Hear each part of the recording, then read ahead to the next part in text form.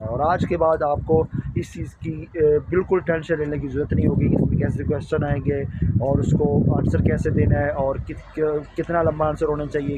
Interview है, university का interview होता है, इसको यूनिवर्सिटी का इंटरव्यू बोल रहे हैं, प्री कैस इंटरव्यू बोल रहे हैं, क्रिएटिबिलिटी इंटरव्यू बोल रहे हैं, तो सारे इसी के ही नाम हैं। तो आ रही हो तो मेरे ख्याल से बीबीसी न्यूज़ जो है सबसे बेस्ट है यूके का, वो सुने।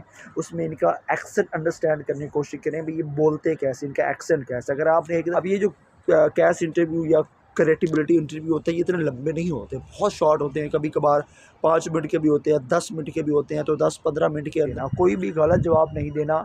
अगर आपको सवाल की 4 दफ़ा पूछने के बाद भी समझ नहीं आई, तो किसी ने मुझे एक फार्मूला बताया था कि उस पूरे क्वेश्चन में अगर कोई किसी एक जुमले की भी समझ आपको आ गई है, तो जितने क्वेश्चन हो गए उन सबको आपने सुबह दोपहर शाम, जैसे दवाई लेते हैं ना, उसकी तरह आपने उनको याद करना है, अच्छी तरह तैयारी करनी है। तैयारी करने के बाद अगला काम आपने ये करना है कि उनको बोलना है कि मेरे जो है वो मॉक इंटरव्यू लें। होंगे अपने प्यारों के साथ खुश होंगे, बड़े मज़े की लाइफ जी रहे होंगे। मैं आप सबका अपना अली ज़ैन हर फ्राम पाकिस्तान, और मैं यूके के अंदर हूँ और आप लोगों के लिए अच्छी अच्छी वीडियोस बनाता रहता हूँ। और आज की नई वीडियो में आप सबका जी आन वेलकम, खुश आमदीद। आज की वीडियोस बहुत ही अच्छी है, बहुत ही इंफॉर्मेटिव है, बहुत ही इंफॉर्मेशन वाली वीडियोस है। क्योंकि जब मैं भी पाकिस्तान में था और मैं भी इस स्टेज में था जिसमें आप लोग हैं, आपका यूनिवर्सिटी में एडमिशन होने वाला था और आपको इस इंटरव्यू की टेंशन थी कि ये पास कैसे किया जाए। यकीन माने मुझे भी उतनी ही थी जितनी आपको थी। लेकिन अब आपका भाई है, आपको टेंशन लेने की ज़रूरत नहीं है। आप लोगों के लिए ऐसी इन्फॉर्मेशंस लेके आया है इस वीडियोज़ में, इस इंटरव्यू को पास करना, कैसे पास किया जाए।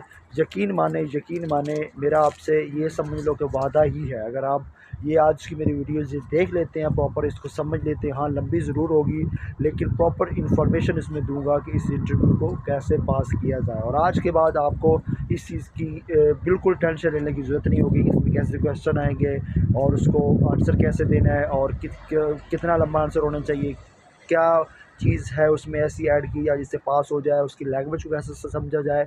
तो इन सारे क्वेश्चंस के आंसर इस वीडियोस में हो गए। ये जो इंटरव्यू है, यूनिवर्सिटी का इंटरव्यू होता है, इसको यूनिवर्सिटी का इंटरव्यू बोल रहे हैं, प्री कैस इंटरव्यू बोल रहे हैं, क्रिएटिबिलिटी इंटरव्यू बोल रहे हैं, तो सारे इसी के ही नाम हैं।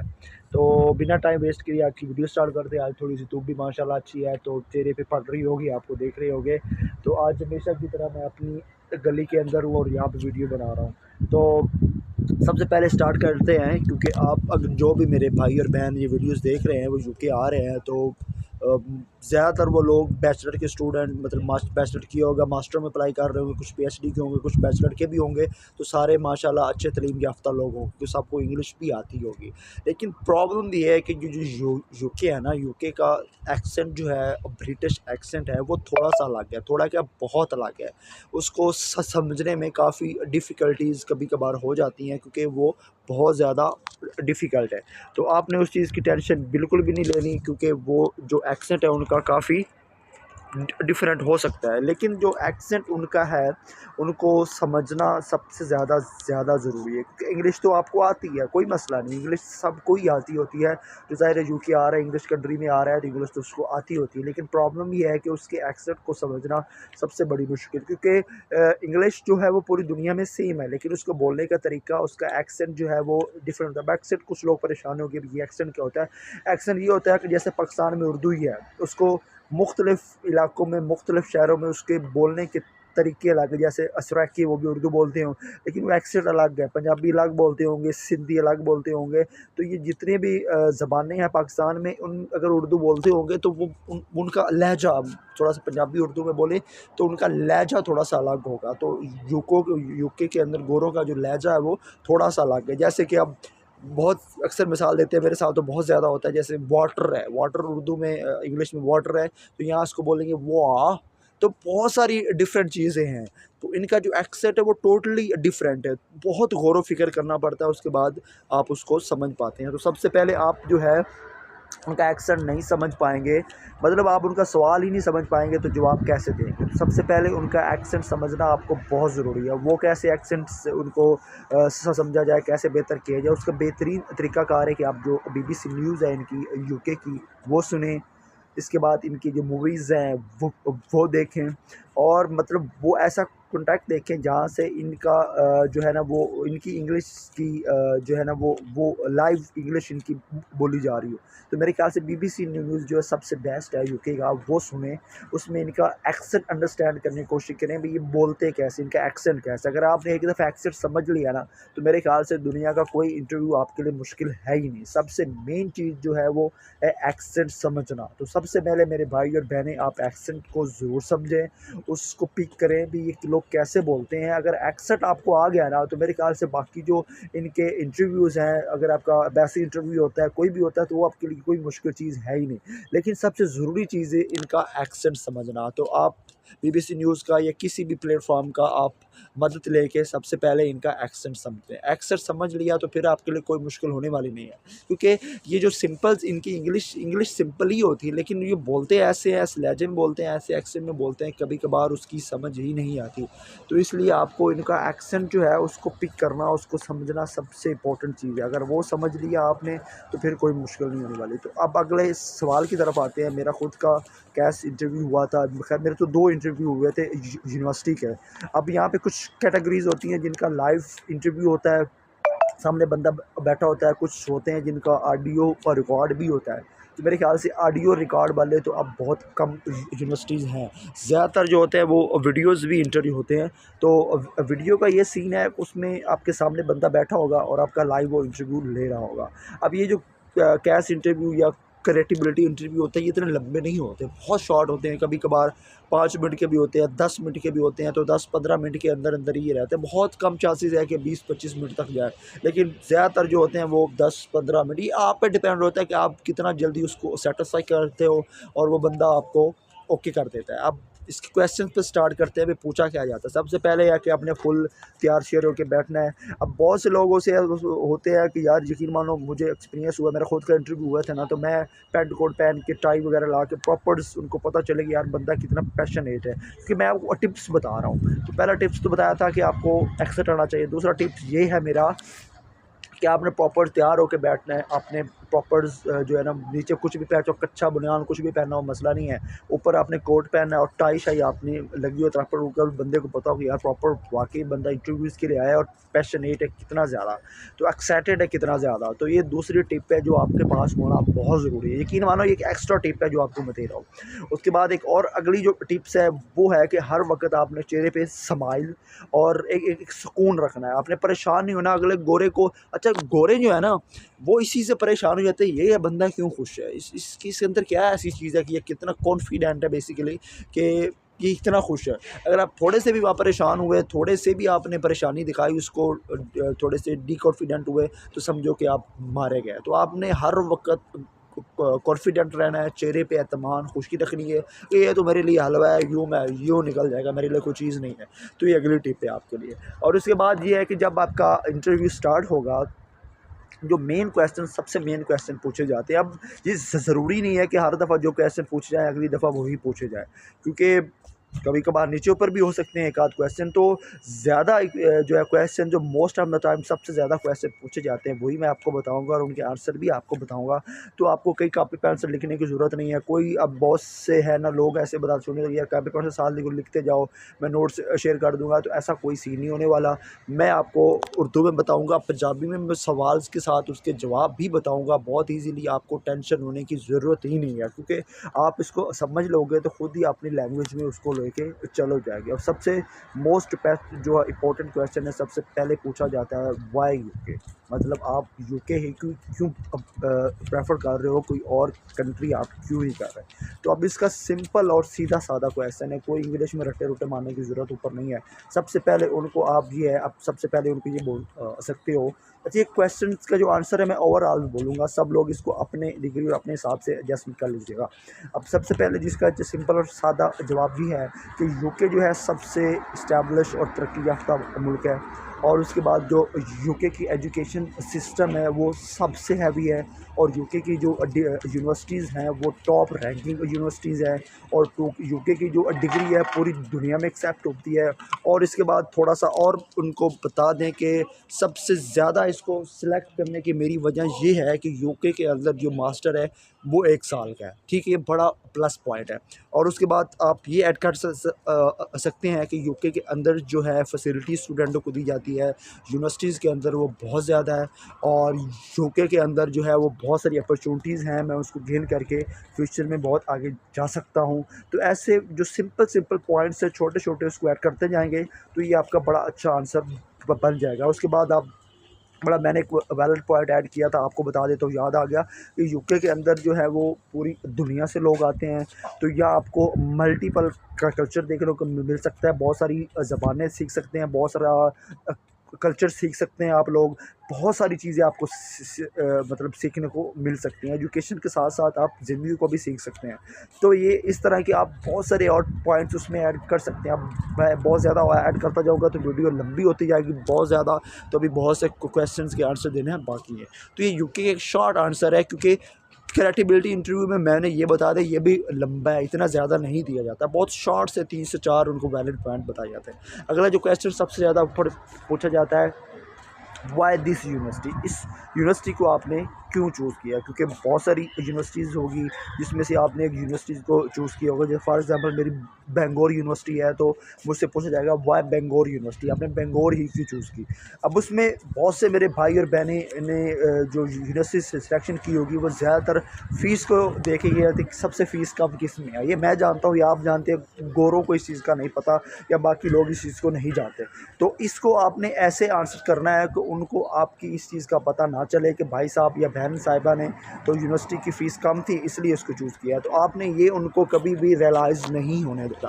तो बताना आपने क्या है, सबसे ये आपने बताना है कि ये यूनिवर्सिटी है ये टॉप रैंकिंग यूनिवर्सिटी है, इसके अंदर जो मैं डिग्री करना चाह रहा हूँ, जो कोर्स करना चाह रहा हूँ वो अवेलेबल है, इसका रिसर्च सिस्टम बहुत अच्छा है, इसके अंदर जो स्टूडेंट है उनको हर चीज़ प्रोवाइड की जाती है, उनके लिए लैब मौजूद है, उनके लिए ऑडिटोरियम मौजूद है, उनके लिए खेल कूद की चीज़ें मौजूद हैं, और इस यूनिवर्सिटी की जो डिग्री है वो रिकॉग्नाइज है, हर जगह एक्सेप्ट हो जाती है। और डिग्री का जो स्ट्रक्चर है, डिग्री का जो सिस्टम है, डिग्री का कोर्स का जो सिस्टम है, डिग्री की ईच एंड एवरीथिंग जो यूनिवर्सिटी के अंदर है वो बहुत कंफर्टेबल है, और इसलिए मैंने इसको सिलेक्ट किया। इसके बाद वो ये भी क्वेश्चन पूछ सकता है कि आपने कोई और डिग्री यूनिवर्सिटी से सिलेक्शन की है, तो आपके पास आंसर होना चाहिए हाँ मैंने 1-2 और भी की हैं, तो उनके नाम और पता होने चाहिए। और उसके बाद आपको ये भी पूछ सकता है कि आपने वो क्यों चूज़ की और ये क्यों चूज़ की।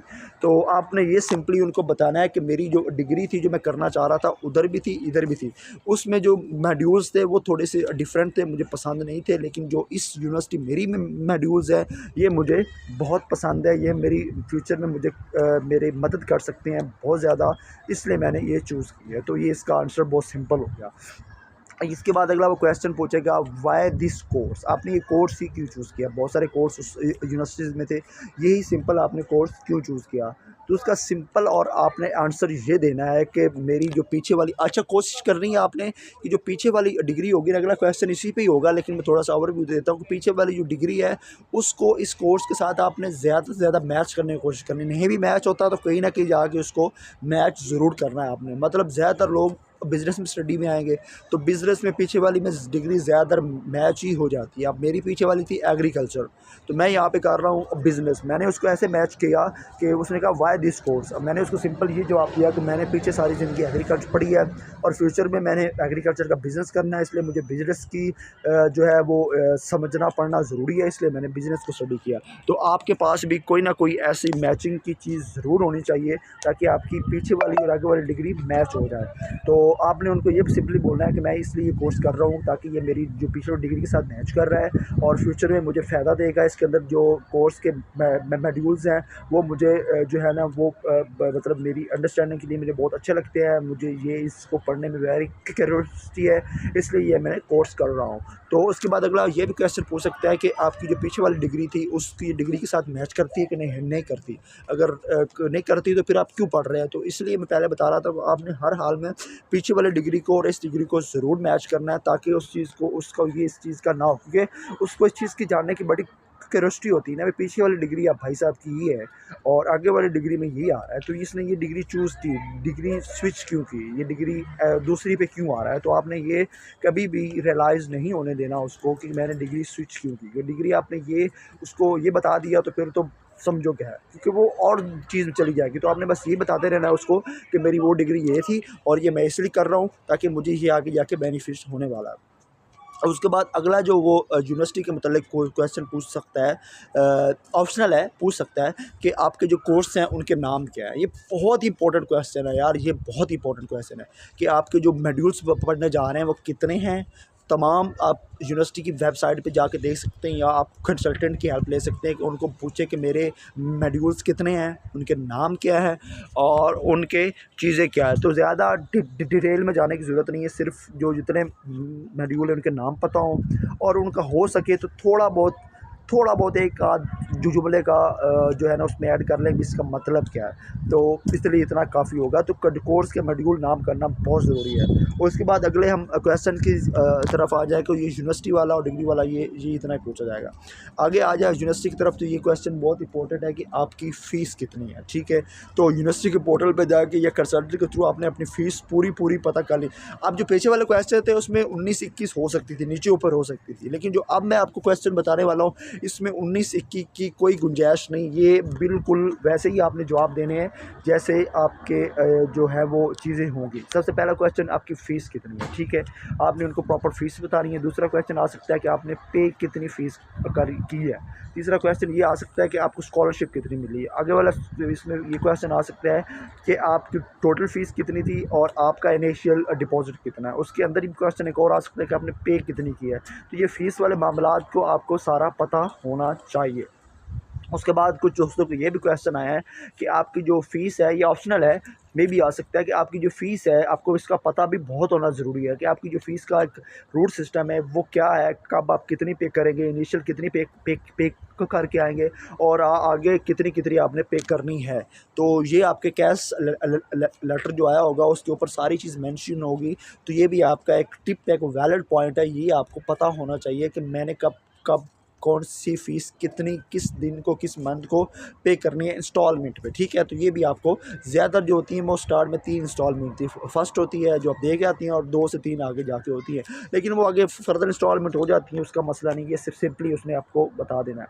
उसके बाद अगले जो क्वेश्चन का सिस्टम शुरू हो जाएगा वो हो जाएगा आपकी स्टेटमेंट के हवाले से, ठीक है, क्योंकि आपकी स्टेटमेंट स्टार्ट होगी। तो आपसे ये पूछ सकता है कि आपकी स्टेटमेंट किस बैंक में है, उसका बैंक का नाम क्या है, वो बैंक किसके नाम पे है, स्टेटमेंट आपने अपने अकाउंट्स में रखवाई हुई है या किसी गार्डियंस के अकाउंट में रखवाई हुई है, और ये स्टेटमेंट आपने ली कहाँ से, इसका प्रूफ ऑफ फंड क्या है, ये पैसे कहाँ से आए हैं और कितने दिनों में आपने कितनी इंस्टॉलमेंट में इसको इंस्ट्रक्शन की है, ऐड की है अपने अकाउंट्स में। तो आपको अपने अकाउंट्स के मुतल्लिक इच्छी बिच्छी जिसको बोलते हैं ना वो पता होना चाहिए। बहुत सारे दोस्तों के कैश इंटरव्यू या एम्बेसी इंटरव्यू इसी वजह से रिजेक्शन हुए कि उनको अपने अकाउंट्स के वाले से नहीं पता था। तो आपको अपने अकाउंट्स के वाले से सब कुछ पता होना चाहिए, किस बैंक में है, अकाउंट का नाम क्या है, अकाउंट का नंबर क्या है, सार्ट कोड क्या है, कितने पैसे पड़े हैं और उसको पॉइंट में कन्वर्ट करना है, कितने पॉइंट्स में हुआ है, ठीक है। और वो ये भी पूछ सकता है कि सोर्स ऑफ इनकम आपका क्या है, ये पैसे आए कहाँ से, ये आपने कितनी इंस्टॉलमेंट में ऐड की है। तो ये सेक्शन का पूरा वो आपको जवाब पता होना चाहिए, इतनी कोई मुश्किल चीज़ नहीं है। उसके बाद अगला क्वेश्चन जो है वो ये पूछ सकता है अकोमोडेशन के वाले से कि यूके के अंदर आप किस अकोमोडेशन में रहेंगे, यूनिवर्सिटी में रहेंगे, प्राइवेट्स में रहेंगे, और आपको यूनिवर्सिटी अकोमोडेशन का ही 3 ऑप्शन लेके चले। मैं 3 ऑप्शन लेके चला था। फर्स्ट यूनिवर्सिटी अकोमोडेशन करूँगा, सिलेक्ट नहीं मिली तो यूनिवर्सिटी के आसपास जो है वो जो है ना वो कोशिश करूँगा, वो करने की कोशिश करूँगा, वो मैंने मिली तो फिर तीसरा ऑप्शन एम्बर स्टूडेंट का होता है हेल्प करने का, वो है वो मैं उसके थ्रू कोशिश करूँगा। तो आपको ये पता होना चाहिए कि आपकी यूनिवर्सिटी अकोमोडेशन है नहीं है, सर्च करनी है आपने। तो अकोमोडेशन के मतलब उनको वैलिड आपने जवाब देना है कि मैं रहूँगा कहाँ पे, और अकोमोडेशंस आपने पहले सेलेक्ट करके रखनी है। उस अकोमोडेशन का उस जगह का आपको नाम पता हो कि फलानी अकोमोडेशन का ये नाम है, और उसके बाद ये भी पूछ सकता है इसका रेंट कितना है। तो आपको रेंट का भी रफली आइडिया होने चाहिए कि इसका इतना रेंट है। ठीक है, उसको इस चीज़ की आपने बेशक नहीं भी बुक की होगी, नहीं भी सर्च की होगी, मसला नहीं है, लेकिन आपके पास जवाब होना बहुत ही ज़्यादा ज़रूरी है इस चीज़ का, ठीक है। उसके बाद आगे ये पूछ सकता है कोई क्वेश्चन, आप कुछ आइडिया है कि आपकी पर मंथ कि कितना यहाँ पे एक्सपेंस होने वाला है और पर ईयर कितना होने वाला है, तो ये भी आपको पता होना चाहिए। जो रफली मैं आपको बता दूँ, पर ईयर जो लंदन में है वो 1000 से ऊपर है, और जो लंदन से बाहर है वो तकरीबन कोई 950 तक एनुअली है, ठीक है। सॉरी, मंथली है, और एनुअली आपको उसको मल्टीप्लाई करते जाए तो आपको आइडिया हो जाएगा। तो आपको इस चीज़ का भी पता होना चाहिए कि यहाँ पे एक्सपेंस कितना आ रहा है। उसके बाद अगला जो इम्पोर्टेंट क्वेश्चन है, वेरी इंपॉर्टेंट क्वेश्चन है, वो ये अक्सर पूछते होते हैं कि आप जो कोर्स कर रहे हैं इसका डिग्री का फ्यूचर में आपको क्या फ़ायदा हो सकता है, या फ्यूचर के गोल क्या है। तो इस क्वेश्चन में बहुत सारे दोस्त मार खा जाते हैं, मतलब बहुत अजीब इसके जवाब दे देते हैं। तो इसका जो सिंपल जवाब ये है कि आपने उनको ये कभी भी, अच्छा बहुत से भाई और बहनें इस नज़रिए से भी आ रहे होंगे कि आपने सेटल होना रहना है, तो आपने थोड़ा सा भी उनको ये महसूस नहीं होने देना कि आप यहाँ सेटल होने आ रहे हैं या रहने आ रहे हैं, ये कहीं भी आपको उनको फ़ील नहीं होने देना। तो आपने इस हिसाब से उनको जवाब देना है कि जो मेरी डिग्री है, इसको डिग्री को मुकम्मल करने के बाद मैं जो है वो अपने मुल्क इंडिया, पाकिस्तान जहाँ से भी आऊँ वापस चला जाऊँगा, और वहीं जाके अपना इस डिग्री को अपनी जॉब में इस्तेमाल करूँगा या अपने बिज़नेस में इस्तेमाल करूँगा। तो ये आपने उनको कभी भी ये नहीं कहना कि मैं यहाँ सेट होने आया हूँ या मैं रहना चाहता हूँ या कुछ भी करना चाहता हूँ। तो ऐसा कुछ भी आपने उनको आंसर नहीं देना, सिंपली यही बताना है डिग्री करने के बाद अपने मुल्क चला जाऊँगा और वहीं जाके काम करूँगा। और अगला क्वेश्चन ये पूछ सकता है कि आपका ये हो गया फ्यूचर प्लान में, ठीक है। और अगला क्वेश्चन वो ये पूछ सकता है कि जो डिग्री आपने की है, जितना पैसा आप इन्वेस्टमेंट कर रहे हैं, इसका आपके या आपकी फैमिली को फ्यूचर में क्या फ़ायदा होगा। तो ये भी आपने उनको सिंपल आंसर ये बताना है कि जो इसमें दो चीज़ें हो सकती है। पहले ये है कि आप जॉब के वाले से बता दें कि मैं इंटरनेशनल मल्टीनेशनल कंपनी में जॉब करना चाहता हूँ, और वो भी पाकिस्तान की मल्टीनेशनल कंपनी की आपको नाम पता हूँ, ठीक है, उसमें जॉब करना चाहता हूँ और इससे अपनी फैमिली को सपोर्ट करूँगा। या आप डायरेक्ट ये सिंपल कह सकते हैं कि मेरा फैमिली अपना बिज़नेस है और उस बिज़नेस में मैं अपने अम्मी, अब्बू, भाई या किसी की भी हेल्प करना चाहता हूँ, और उस बिज़नेस में अपनी इस डिग्री को यूज़ करके उसको इम्प्रूव करके इंटरनेशनल लेवल तक लेके जाना चाहता हूँ। तो ये भी सिंपल और अच्छा आंसर हो सकता है। उसके बाद जो है वो आपसे ये पूछ सकता है कि जो है वो यूके की जो डिफरेंट शहर हैं, डिफरेंट मॉल हैं, डिफरेंट चीज़ें हैं, उनके बारे में कुछ आपको पता हो, मतलब आप कौन से एरिया में घूमना चाहते हैं, कौन सा पसंदीदा एरिया है। तो ये ऐसे भी कुछ क्वेश्चन वो पूछ सकता है। और उसके बाद अगर एक वैलिड क्वेश्चन और है, मुझे भी आया था, मुझे याद आ गया कि आपको अपने जिस शहर में आपकी यूनिवर्सिटी है उस शहर का भी थोड़ा बहुत पता होना चाहिए। मैनचेस्टर, बर्मिंघम, लंदन, जहाँ भी है उस शहर का थोड़ा सा पता होना चाहिए। भी वो शहर के मतलब क्वेश्चन पूछ सकता है कि वो जहाँ यूनिवर्सिटी है उस शहर की बात हो रही है, वो टाउन भी हो सकता है, शहर भी हो सकता है, वो कैसा है, उसके अंदर क्या फेमस चीज़ है, कैसल्स हैं, क्या चीज़ है, किसकी वजह से वो इलाका फेमस है, क्या चीज़ वहाँ कोई घूमने की है या कोई भी ऐसी चीज़ है। तो आपको उसके मुतल्लिक भी कुछ ना कुछ पता होना चाहिए। ये भी ऑप्शनल क्वेश्चन है, वो पूछ सकता है। तो आपने थोड़ी बहुत सर्च इसके मुतल्लिक भी की हो, तो ये भी एक बड़ा वैलिड क्वेश्चन हो सकता है आपके लिए। कुछ ऑप्शनल और क्वेश्चन हैं जो भी आपसे पूछे जा सकते हैं, मतलब ये भी क्वेश्चन आ सकता है कि आपने अपने मुल्क को क्यों नहीं सिलेक्ट किया, यूके की इस डिग्री या यूनिवर्सिटी को क्यों सिलेक्ट कर रहे हैं। तो उसमें आपने अपने मुल्क की क्या बोलते हैं वो खामियां नहीं निकालनी, जस्ट आपने सिंपल ये बताना है कि जो ये मैं कोर्स करना चाह रहा हूँ ये उस लेवल की एजुकेशन मेरे मुल्क में नहीं है, इसलिए मैं उस मुल्क को प्रेफर कर रहा हूँ। ये एक बड़ा वैलिड पॉइंट ये हो सकता है कि हमारे मुल्क में ज़्यादातर जो एजुकेशन है वो थ्योरी बेस है, ठीक है। प्रैक्टिस बेस जो है वो एजुकेशन बहुत कम है इस कोर्स के मुतालिक।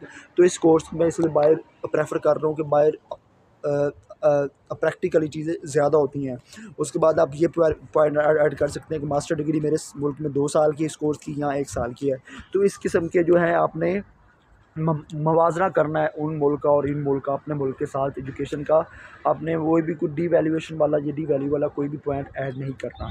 तो कुछ और भी जो है ऑप्शनल क्वेश्चन हो सकते हैं, जिसमें वो डिफरेंट यूके के वेदर के बारे में पूछ सकता है, यूके की थोड़ी सी हवा के बारे में पूछ सकता है। तो थोड़ा बहुत आपको यूके के बारे में थोड़ा बहुत आइडिया होना चाहिए, रफली वो पूछ सकता है, वो इतने ज़्यादा ज़रूरी नहीं है।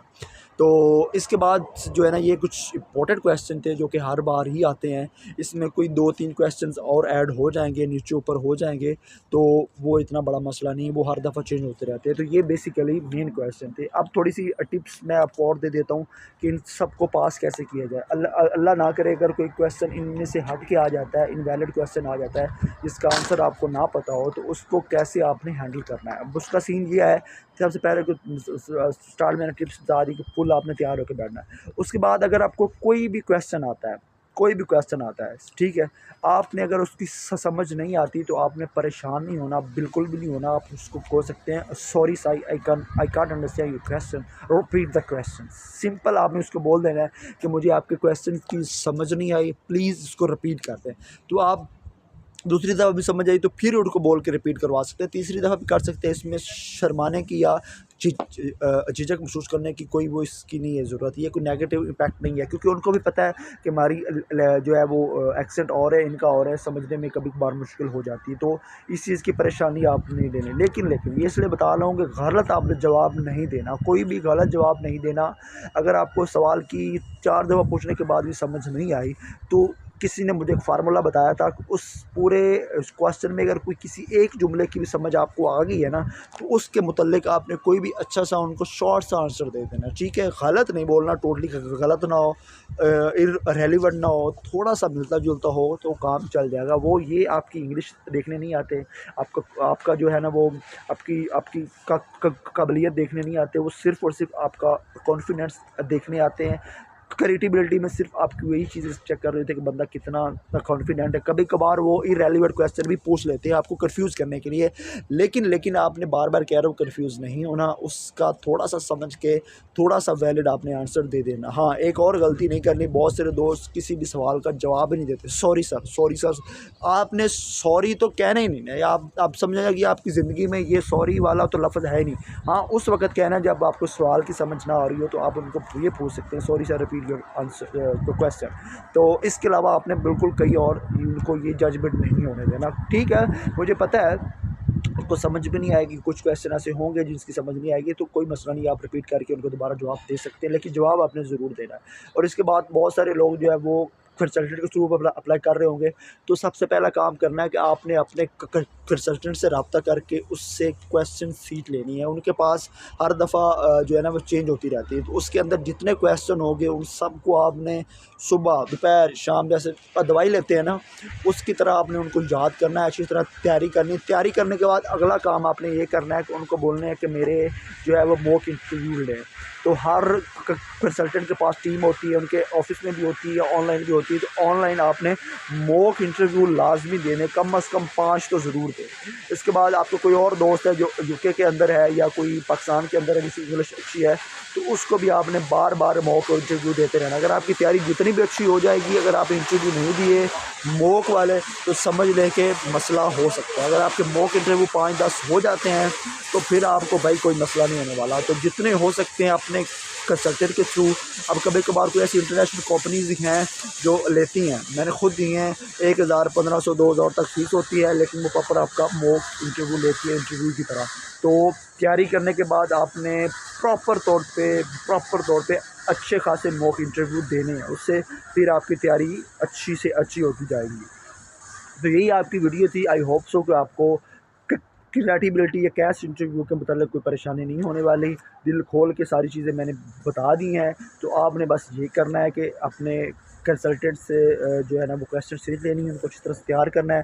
तैयार करने के बाद आपने उसके प्रॉपर जवाब तैयार करने के बाद आपने मॉक इंटरव्यू देने हैं और सारी चीज़ें करनी है, और परेशान बिल्कुल भी नहीं होना, इजीली पास हो जाता है। और इसके मेरे ख्याल से चांस भी होते हैं, पर अगर नहीं पास होता तो फिर आगे एक और चांस भी होता है, 3 चांस तक होते हैं। तो आपने पहले चांस में इसको क्लियर करना है, कोई इतना बड़ा ये मसला नहीं है। तो आई होप सो वीडियो लंबी हो गई थी, लेकिन आपको समझ आ चुकी होगी। तो अपना अगर फिर भी किसी को समझ नहीं आए, तो मेरे सारे लिंक्स मेरे कॉन्टैक्ट बायो के अंदर है, आप रब्ता कर सकते हैं। तो अपना बहुत सारा ख्याल रखें, हंसते रहें, मुस्कुराते रहें। Bye bye.